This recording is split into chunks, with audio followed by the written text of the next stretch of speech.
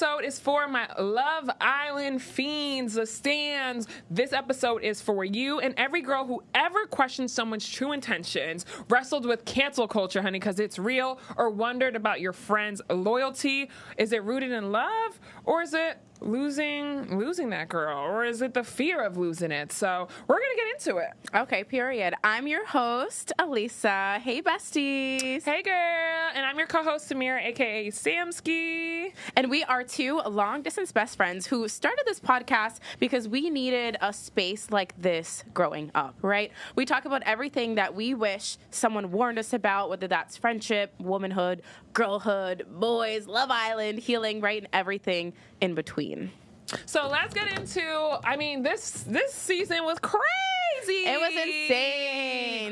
Crazy. And postseason, too, has been a little... No, I think postseason is way crazier than the actual episode, even though I don't know if anyone can attest. After every single night at 11 p.m., I was on the phone arguing with people. Mm-hmm. So there's a HUD of stands, there's a HUD of defenders, and then there's also the, what would you call me? Because I don't feel like I'm a HUD hater, even though that's what they would call me. You're an accountability police. She's yes. Take accountability. Yes, honey. I be preaching my First Amendment right, honey. Yes, honey. I have the right to my speech, and I have the right to speak my mind, honey, because none of y'all are holding her you're not holding her accountable for her toxic behavior. But we're going to get into that later. But don't come. I mean, honestly, y'all can come for me. I said what I said. Next. Clock it. We got to talk about it, though. All right. We got to talk about JaNa and Kenny, because that shit was crazy. When your dream man falls off. Honestly, we know she just spoke about how, one, to leave Kenny's family alone. There's a lot of speculation going on that Kenny got jumped. There's a lot of just like things out in the air. Obviously, we don't condone violence. We don't condone racism. We don't condone any of that shit. We want peace, love, happiness here over at Baddie Besties. So let me put that straight up. But we're going to need to get into what happened, the Jenny and Kenny breakup. Maybe let's get into it just a little bit high level, because we obviously know it already happened, but we want to kind of see like the effects and ramification for other girls, because this happened to JaNa, but what happened to the other JaNas of the world and the other girls of the world that are dealing with a particular situation like that? Yeah. So high level recap, I will share what JaNa's best friend shared on her Instagram story. She wrote, and I quote, "My advice for women in relationships: if you have access, go through your man's phone today, search keywords like, quote, I don't like black women, I thought I would get more money from this, I'm faking this relationship, going on the show would be for clout, I can't wait to be done with this so I can fuck hella bitches, you'll think," end quote. "You'll thank me later. P.S. Never spare a man. Dog them out, baby girl."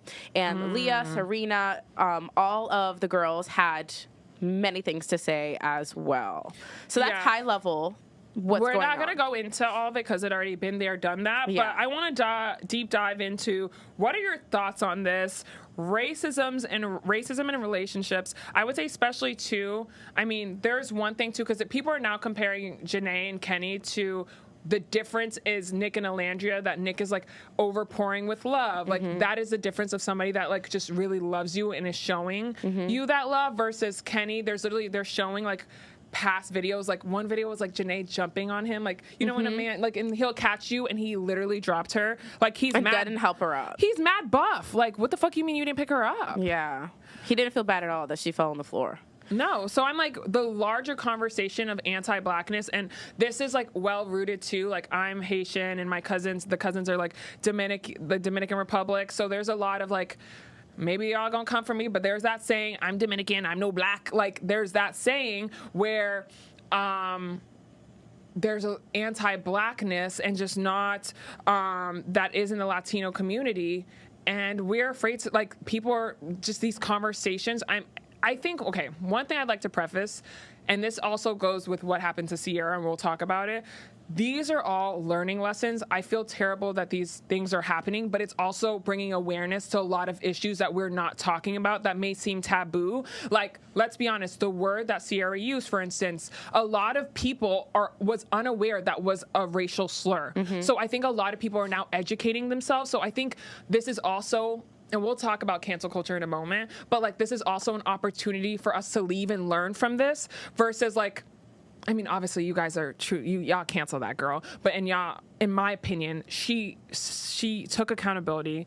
She she apologized, and and like she said, I can only make my actions speak for me moving forward.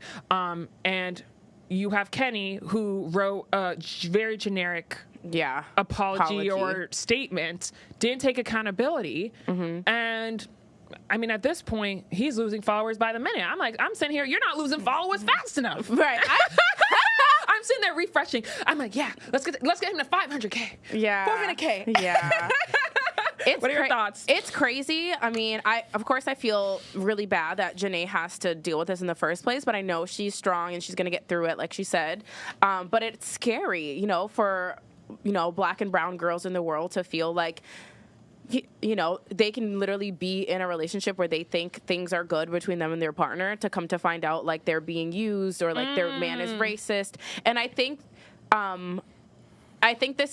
this is really particular when it comes to being someone in the public eye. Like, I think you're more likely as a Black girl to be with someone who's using you for malintent. Because that's what he's doing. He's with her because of the show, and that's why he stayed with her, even though he does not like the girl. What I can appreciate, though, is JaNa saying that, like, his family, like, they went and apologized and they don't condone any of that behavior. And I think, like, that's one to say, like, he acted alone. Because a lot of times, too, I like to say is, like, when someone acts at a young age, that is because of their upbringing on, like, if they're racist or, like, if they're saying, or microaggressions or whatever down to the Harvard case study, they pick the white Barbie doll or the white baby doll versus the black baby doll. Like, that is taught to you at home. But this is a grown man. He's very much grown. You as a grown man, you know right from wrong, honey. Oh, he knows exactly what the fuck he's doing. And his parents are like, yeah, we don't stand behind that. Sorry. I think my thing is, like, this is a true case of obviously not only racism in a relationship, it's sometimes the underlying intentions with the person you're with, the quiet things that show up when no one's watching. So it really makes me think, like, dang, behind closed doors, because, like, we're peeping things now after the fact of maybe how he was acting around her, and she maybe didn't pick up until now. But it's like, it's really like the fact, like, they're saying he has 2 apartments, one in New York and one in Dallas or whatever, and, like, didn't want to live with her, and, like, just certain things. I'm like, it's not opening the door for her and stuff like that. Yeah, I mean, I think too, this brings up, like, even interracial relationships, the unspoken risk that you carry. Obviously there's different cultures, different upbringings. I know that's, like, a big part of, like, who I knew I wanted to be with, or my partner. Like, I'm like, you have to accept the Haitian culture. It's a big part of my identity. It's a big part of who I am. You gotta be able to listen to compa, be able to eat some Haitian food, hang around. I wouldn't bring you to the cookout because that's not what we have in the Haitian culture. But I would bring you to the bal, is what it's called. So you come to the bal, you able to do some compa, some dance, some gouillade, honey. But I'm like, if I can't have that, that's like a risk. Absolutely. Even dating out of your culture, it could be like a risk. There's a lot of, there's risk, there's opinions with interracial relationships. So it sucks that it's just a reality. Like, how do we mitigate the risk? I don't really feel like there's an answer to that. How do you mitigate the risk? You don't really know if the person that you're with is racist or not unless they explicitly show it, right? You just hope that you have the intuition enough to be able to tell, like, what the vibe is that you're picking up for the person, and then also, do they fit in with you? They don't have to be the same race as you to be open, like you said, open to your culture and being able to vibe, being able to take it in and accept it, understand it, even if they don't come from the same culture as you. I think another thing to think about too is, like, what's also scary is that they could be open to all of those things, but now you could be like, is their love also rooted in fetishization? Yeah, that's scary too. Or, like, maybe stereotypes, like, okay, she got a big booty, like, so that's another thing, because you could love all of me, but you're fetishizing me, and that's scary too. That's scary, and that's internalized with anti-blackness. Or so it's really something that, like, it's hard. It's a tough conversation, but it's hard, but it needs to be spoken about. Of mean, course. it gets deeper with, like, again, like, in many Latino communities, like, colorism, hierarchy of beauty, status. I mean, we can talk about this being lighter skin. We understand the privilege, and we were even talking about this yesterday, that, like, we understand the privilege being lighter, even though we still carry being a black woman, but we understand when we go to spaces, we do have it easier than our darker counterparts. Absolutely. So, I mean, we acknowledge that. But we love our dark-skinned sisters. We love them. We love them, honey. And trust me, I will go to bat. I will go to bat, honey. I was arguing every single night for Chelley. Every single night for Alandria. Honey, I don't play about Chelley. Not only is she Haitian, because obviously I am loyal to the T, baby. And honestly, I want to get into that really quick. Even though it's old, even though it's, I just have to get to it because I feel like, one, the Keke Palmer interview didn't really address the heart rate challenge, though I wanted to, and Huda, in her mind, she's a Lulu till she actually believed it, and she's Trulu, that she didn't go too far. But my thing is, anyone has a right, outside of race, out of whatever, they have a right to feel how they feel, and you can't tell somebody, oh, you can't feel that way. And I think that's something I'm not seeing people talk about, because I'm like, if I'm mad at you, you can't tell me, oh, I'm not right to be mad. Yeah. Like, that's crazy. Yeah. And I feel like everyone was like, yeah, Chelley did too much. She did too much. I don't know how. When, where? I didn't see it. She went to the girl. She told a girl, I cannot talk to you right now because if I speak, it'll come out of frustration. That, and then if anything, that's mature. Time Magazine had the crazy thing to say that was toxic communication. What?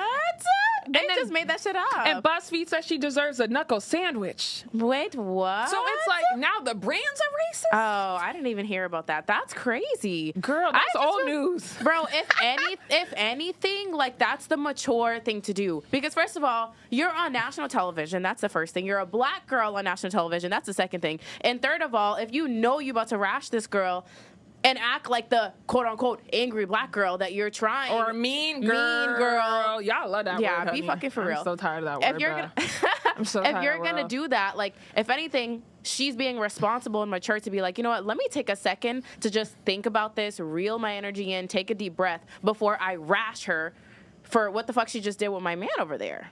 And my thing is, challenge or fucking not. That's what I'm saying. Whether it's a challenge or not, I'm saying everyone has a right to their feelings, because just trust and believe, if Chelley was bouncing her ass on Jeremiah's face, hell would have broke loose in that villa. Yeah. So my thing is, too, if you're claiming you're a girl's girl, and I know the Honda defenders, they're going to come swinging, but I'm going to stand by this. If you're claiming you're a girl's girl and you were holding everyone to a standard in the villa when you had your man, I would, if you're my friend, expect the same energy from you. Yeah. But that's what they say when you assume, honey. Because you would You're going to make an ass out of yourself. You're going to make an ass out of you and me, honey. So my thing is, like, that's what got me messed up, and I stand by it. I will go tooth and nail. What they say, Chelley, I will stand for Chelley. Shalace, Nicolandria. Cherries, Chelley's cherries. Literally, they're cherries. She said that. Oh, yeah, cherries. Oh, so cute. Shout out. But, one thing, too, what I did peep, they tried to, for a second, I don't know if the producers saw this, but with Chelley, Amaya, and even Adriana, too, like, it kind of felt a little bit, I don't know, like Dominican versus Haiti for a second. And they tried to really, where Amaya got, like, where they were defending about shades. Like, the Haitians noticed it because it's like, they're like, damn, it kind of feels like Haiti versus DR type shit. Luckily, Chelley, she represented us with grace, and she don't got no issues with nobody. But I think, too, it did bring light to that a bit. And I was like, we are two countries and two nations sharing one island. There's a long history of tension that's deeply rooted in anti-blackness and, like, just colonial influence. So, like, for generations, like, Dominicans have been told, lighter is better or straight hair is better. And, like, mind you, I got kinky 3A, 4A hair, and it gets kinkier and kinkier. Shout out to the curly hair girls.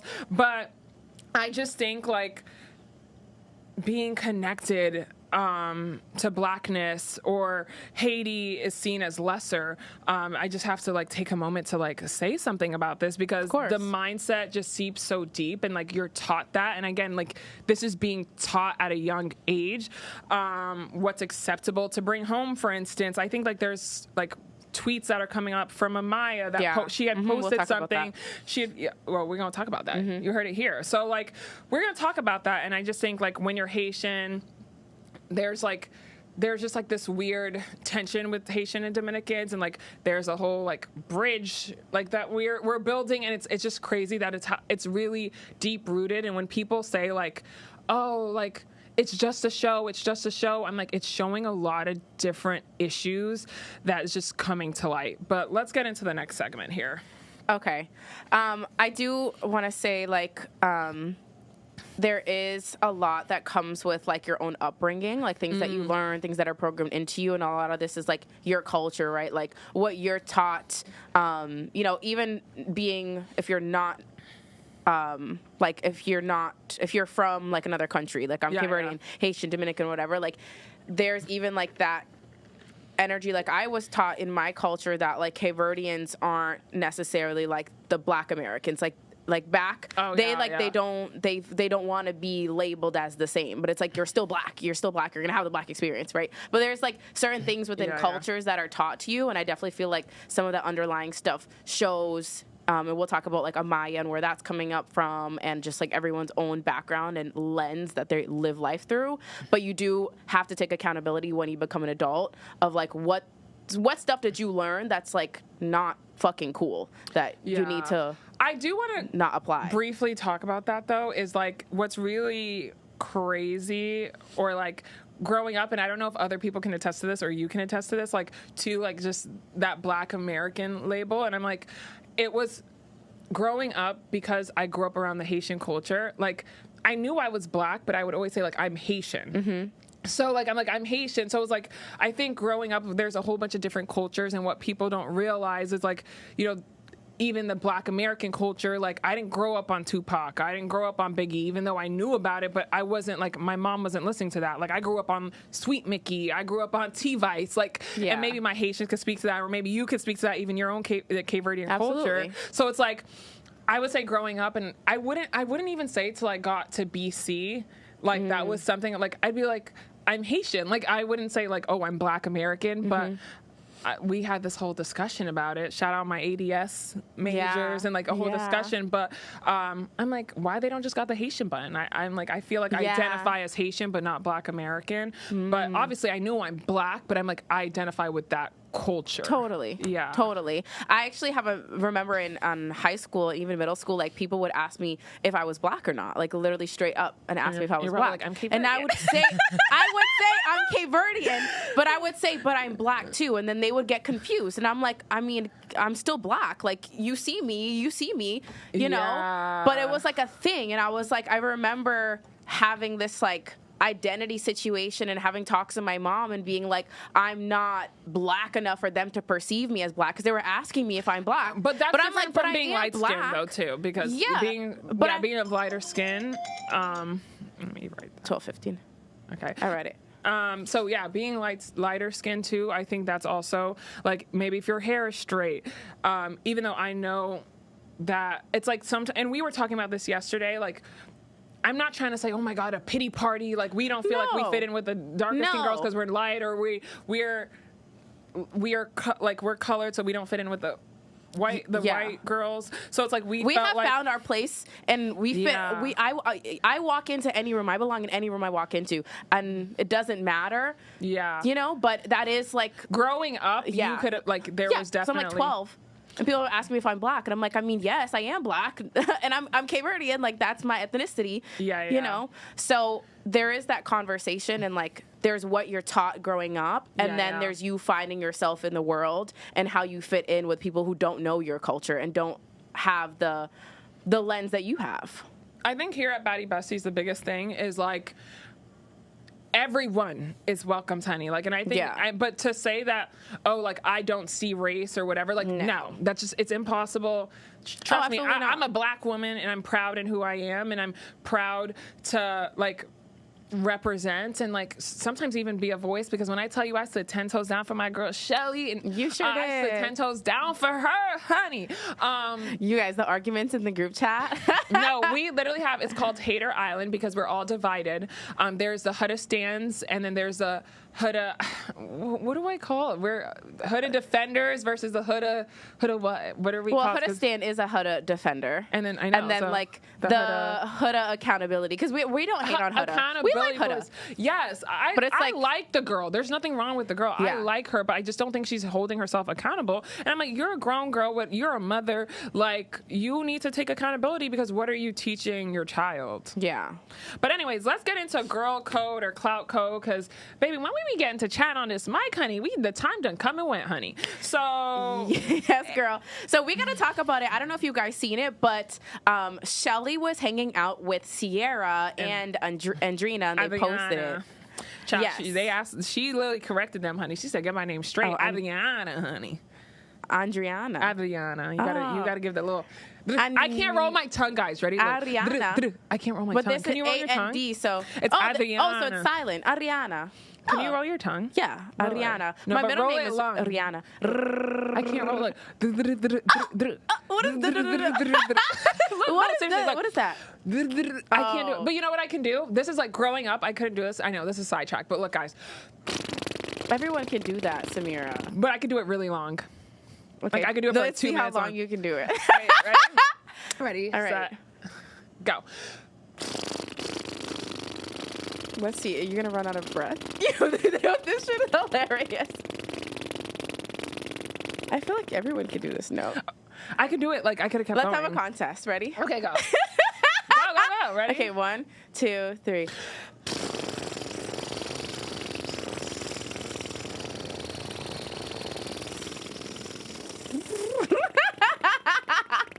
But your lips are not moving that much. Yours You're right. barely I'm moving. rolling my arms. Yeah, you're not. I think it's one or the other.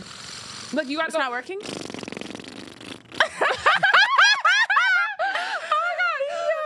Anyways, we wasted 2 minutes of your life with that, but that's literally like, I was really proud of that. I'm like, I can't roll my R's, but I can do that. I So, can yeah. make a clover with Fun my fact. Let me show it. tongue. Ready? I can't do that. I can show I They can said see it. you're nasty if you could do that. Are you nasty, girl? I played freaky, the fifth. Freaky. Thank you. I played the fifth. Okay. Okay, Let's so get the into girls it. were hanging out. So I need to know, let me ask you directly, sis. Ask me. Is it fake or not of Chelley hanging out with Sierra if Sierra's like subbing Nicolandria? Okay, this is what I will say. I'm looking at the camera, and I will stand by Chelley. Not only is it fake, she's not fake. She's actually the realest bitch there is, because that was her friend. And out of everyone, just there. Who, Sierra was her friend? Yes, Okay. Sierra was. Yeah, was my her girl friend. Chelley's friend, and for her to completely dismiss her, ignore her, just like think she just never happened in the entire villa, that they all had this shared experience together, that is the fakest shit I have ever seen in my life. OMG, you guys clock it. Because Chelley is a down ass bitch, bro. Because my thing is, as the world is canceling this girl after she took accountability, one, I want to get into that really quickly. Cancel culture in this day has gone too far. Like, it has gone too far. My thing is, ice on people and shit. you want the girl to kill herself? Like, what do you want her to do? Yeah. She said sorry. She said her actions could speak for herself. She did what she had to do, and there's nothing much that she can do. At this point, it's like, you need to forgive the girl and move on. And if anything, she has brought awareness to a situation that, to be honest, a lot of people did not even know was wrong. She has, like, through this one, because what was it? Love Island had over, like, the viewership was nearly 1 billion people. So 1/8 of the entire world was watching this show, and she had nearly 30 million viewers on that apology video. What more do you expect the girl to do? Everyone's saying she's media trained, she's PR trained. No, she just speaks eloquently. She spoke from her heart, and like, all she can do is continue to live her life. But you guys don't understand the repercussions that could happen to this. Can the girl get a job because y'all blew this up? Can she, like, there's clearly no brand deals because no brand's gonna want to work with her. So what do you expect her to do? Yeah. You want her to have no friends? Yeah, they do. They do. Y'all want her family to be deported to ICE? Like, y'all need to stop. Yeah. These are people's lives. She is a human, for God's sake. And I have to say, like, the Sierra thing, I do not condone racism. What she did was wrong. Let's make that clear. What she did was wrong, but she apologized and she can only move forward. What's she gonna do? You want her to not exist on this planet? Yeah. I 100% agree with you. Like, no, it's so I stand by this. So literally, it could ruin Chelley's entire image. And that's what I say. She is a down-ass bitch. I want Chelley as a friend because that's a real friend. It could ruin her entire image. And she said, no, I'm hanging out with this girl. I'm posting a video because they could have done it on the down low. They didn't need to post anything. They posted she was smiling Kiki with her friend. What, like... Yeah, they stuck beside her. Child, and if my friend don't stuck beside... I literally said, Terrell, I was like, child, if I'm going through a murder trial, because I just finished watching Jeannie and Georgia. If y'all don't stick beside me, because I don't understand the nigga... Excuse me. if I don't understand when a man, or I finished watching even Hunter Wives and they like kicked her out. She was going through some sort of investigation too. Like a man that's like, oh yeah, like we need to be separate. I'm like, what type of man are you? Like you need to stand by me through right or wrong. You need to stand by me. And that I think is a true definition of a friend and a true friend. So that's what I'm saying. So if they got me locked up, I know my girl Liz, she's gonna be holding a sign like, what was it, the one in Boston. Yeah. Karen Reed? Is that her name? The one I know what you're talking about. I don't know her name, but it sounds about right. Oh my gosh, that's really the Karen Reed trial. You better be with the sign free Samira. She's innocent. She's innocent. You know, I'm gonna go to bat for you, babe. Yeah, and that's a real down-ass friend and a real down-ass bitch. I totally agree. There were like lots of people talking about, if Sierra had said the N-word and not the other racial slur, like she wouldn't be hanging out with her, da-da-da-da-da. And I'm like, I don't know. I can't, we can only... Coulda, woulda, shoulda. Exactly. Coulda, woulda, shoulda. Or people like to say, I like her like I'm a hoodda. Da-da-da-da-da-da. You see, we're not haters, honey. I could jam to the song, honey. It's a little bop. OMG. But coulda, woulda, holda, accountable. Yeah. Hold her accountable. Next segment. You guys know we have to talk about Amaya and what's going on with her. Amaya. Moving on to another segment, America's Sweetheart to Social Media Scandal. The rise and fall of Amaya Papaya. Definitely not fall, but definitely... Like, I got my binoculars on, and I'm like, what's happening? What is Amaya doing? What is she going to address the public? And she did not, and I don't love that for us, because she just deactivated her Facebook when all of those things resurfaced. So just let them know. Let me give you guys a little bit of context if you haven't seen it. So they went back, as in social media people, they went back to 10 plus years ago. So she was around like 14, 15 years old, okay? She's like 25 now. Anyway, so 10 years ago, which is really crazy, and you guys have nothing to do. I love you guys, but that's just too much. Yeah, that's a lot.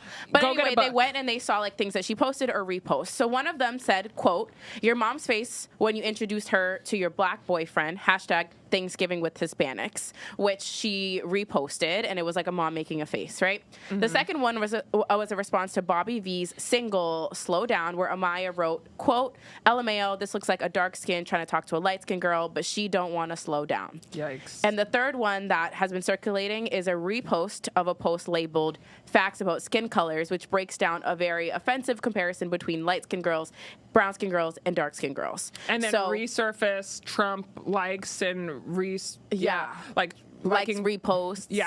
Yeah. So do they cancel Amaya Papaya? Like, can we still hold someone accountable for things that they did 10 years ago? Do we want to see how she's acting now? This is my opinion, and this is my thoughts. I think one thing, when you become in the public eye and you have many people looking up to you, I think it's important that, or two, I feel like it's your responsibility that you address certain things, because that means that you either accept or condone whatever behavior. I don't believe that is Amaya today. She identifies as being an Afro-Latina. That is something she's really proud about and that she has shared. I don't think, Amaya's racist. So people that are jumping the gun, that's not the vibe, that's not who she is.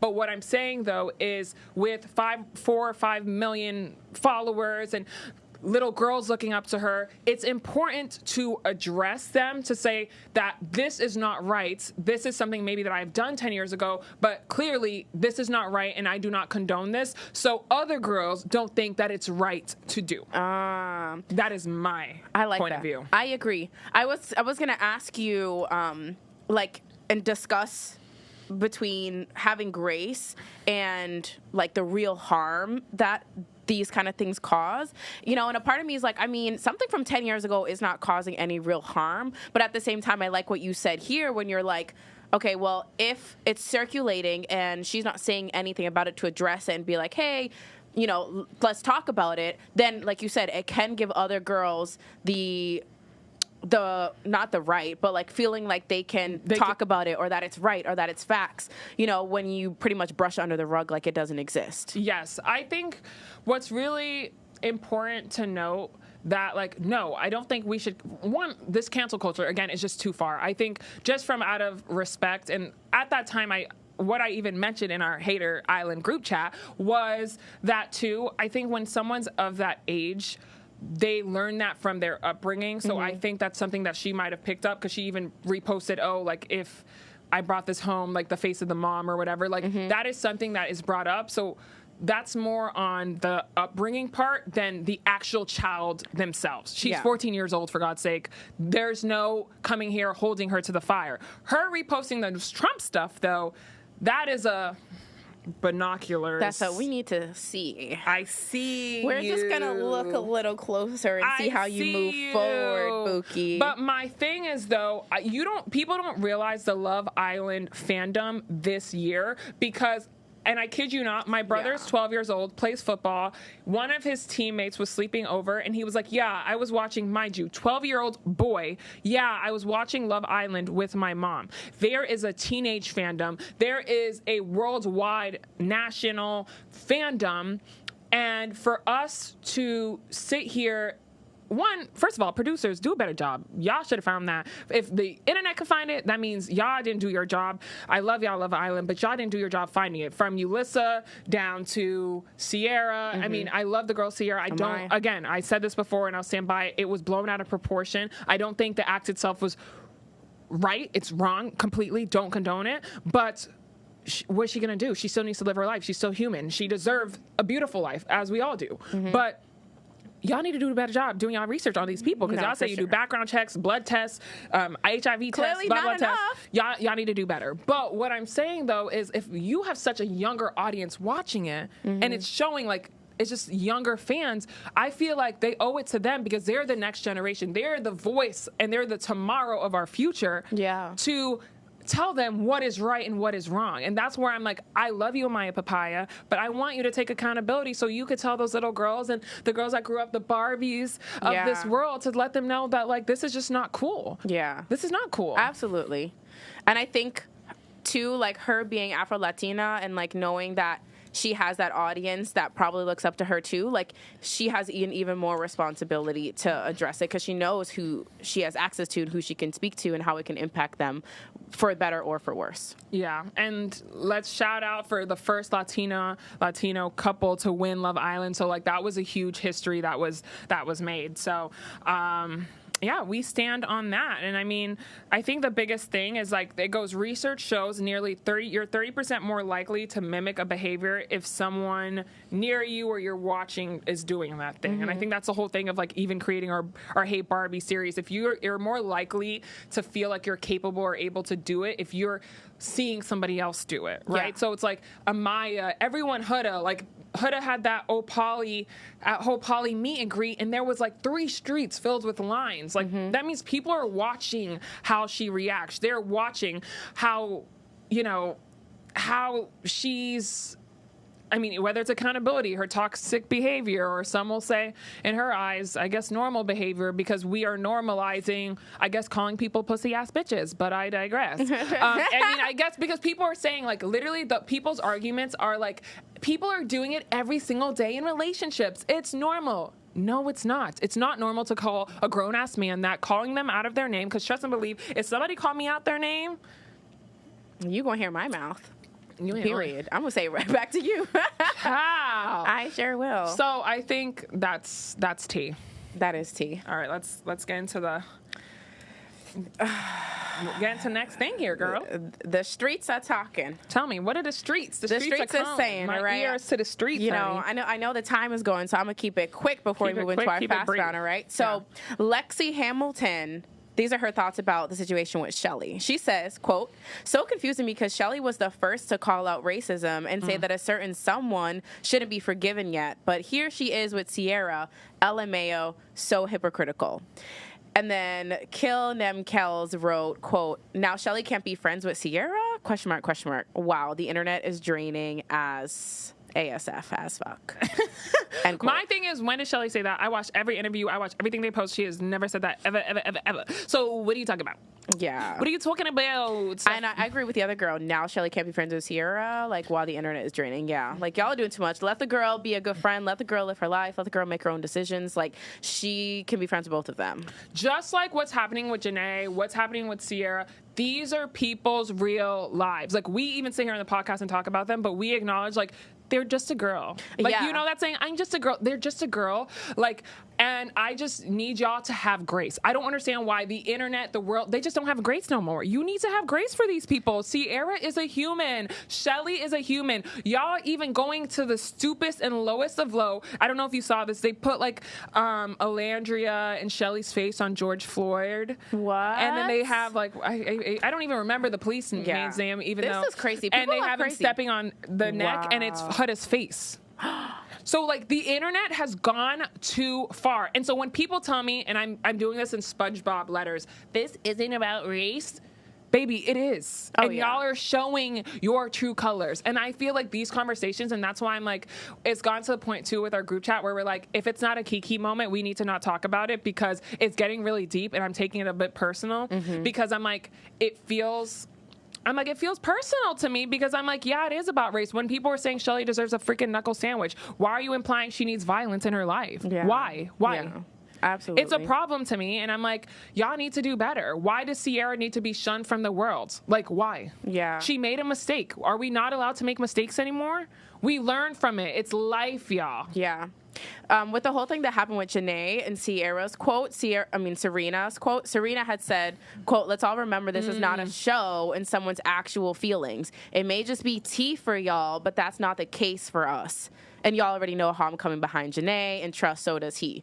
End quote. So, exactly. It's like, this is their real lives. Like, just like you, if everyone was blasting you or blasting your family or whatever, like, that would be crazy to you. Yeah. And, like, people showing up to Kenny's family's house. Like, it's just too much. Like, obviously, the man did wrong, and we don't condone that at all. No. But for y'all to go to the point where y'all come into this man's family house and they feel scared for their lives, like, it's too much, y'all. Like, I love y'all, and that means if you guys have first of all, if y'all have this energy and the way y'all voted for Love Island, y'all need to take yourselves to the polls, honey. Y'all need to the next presidential election, honey. Y'all need to show up and show out. There is power when we band together, and it's clearly shown because y'all done dropped Kenny's followers 200,000, 300,000. We band together when it comes for a cause. I need y'all to come together, honey. And this is not, come together for a great cause. But let's get into fast round because we can kiki all day, honey. Kiki. All right, really quickly, fast round. Baddie or bad idea? Text your ex or call out a fake friend on IG Live. Text your ex or call out a fake friend on IG Live. I'm gonna call out that girl yesterday, tomorrow, period, whenever I want to. It's my life. It's my voice. It's my First Amendment right. Period. Clock it. Freedom of speech. All right. So, Baddie. Pose funny. I'm just kidding. Ass fat, slim, thick, no tummy. All right. Check his phone or trust the vibes? Yeah. Oh my gosh. You see? I hate to say this, and maybe this is the little Hutta in me, a little bit toxicity in me. I'm not like this anymore, but I sometimes I like to go into the phone. She said a little peek won't hurt. No, but my thing is I don't go intentionally looking for something though. On some real shit, I'll just because my phone is always dead. We talked about this. Like, I'll just go to Instagram and scroll on my phone. So if something pops up, that's on you, friend. But I don't go looking for nothing. I'm just mindless scrolling, mindless doing what I need to do. So let's see. Bad idea is... I say bad idea is check his phone. Trust the vibes is the baddie. Baddie, trust in good, loving relationship in an honest truth relationship. Is it the reality? Maybe not. Thoughts? This question is really triggering for me. Right now, I'm like definitely on trust the vibes, but I would be lying if I said I don't feel pulled by like the idea of checking phone, only because I've been burnt in the past, you know, multiple times. So that's why I think I just have, you know, some... Yeah, I have like fear in that regard, just to keep it a stack with my besties. But I do listen to the higher self that's like, just trust the vibes, because I do believe what's in the dark will come to light, and God has my back, and trust I will. Me. Yeah. That's God one will thing. never lead me astray. So. Yeah. Instead of putting myself through it, I just be like, I got work to do. God don't play about us. Yeah. That's what I feel in my heart. That's why I know when you move with goodness in your heart, just know if you do bad to me, honey, it's going to come out, honey. Oh, my God, I have to tell the besties something. I'm going to say it quick. Everyone lean in, okay, really quietly. Let's go. I have to tell you guys. So, in a relationship that I was in, this guy, he was cheating, and his own best friends called me on FaceTime with the girl and told me. So when something is done in the dark and comes to light, God don't play about me. Oh, my God. Yeah, so it's like at this point, it's going to come. It would come to me anyway. She like DM'd you? I know the story, but for you guys. No, that's another girl. Same guy, another girl DM'd me telling me, but his own friends told me on FaceTime because they were mad at him, and they told me what he's been doing. So that's literally like a testament of like, you don't even have to go looking. If it's meant to come to you, it will come to you. Well, you heard it here first. Yeah, so I just had to tell you guys the tea, but don't tell him I told you.